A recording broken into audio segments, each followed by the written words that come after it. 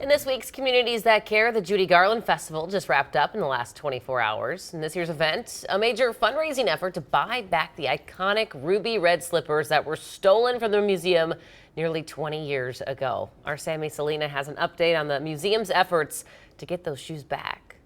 There's no place like home. That just put her in the spotlight. A popular saying of the Judy Garland Museum in Grand Rapids, the original home of the star herself. This is right where they were stolen, right off this pedestal. It's also home to that Hollywood-like heist. Just a lot of interest in that and all the different theories over the years of what actually happened to them. The clicking of the heels to go home, I mean, it's a perfect movie scene. If she tapped them 3 times together, she'd be able to go home. The Dobbin sisters wouldn't mind a pair of their own. So I can get out of stuff that I don't want to do. Yeah.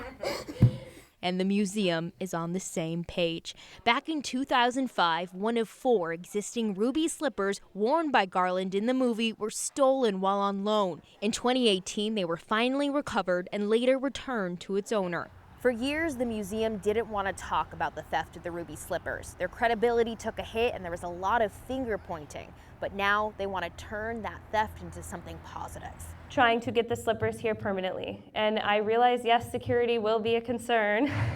Museum director Janie Heights announced at the museum's annual festival they will be raising money to purchase those shoes in an auction in December. Those slippers bring so much happiness to so many people. The museum says this wouldn't be an option without Grand Rapids police officer Brian Matson. They say they owe him for the shoes' recovery. You know, this is where Judy Garland's from.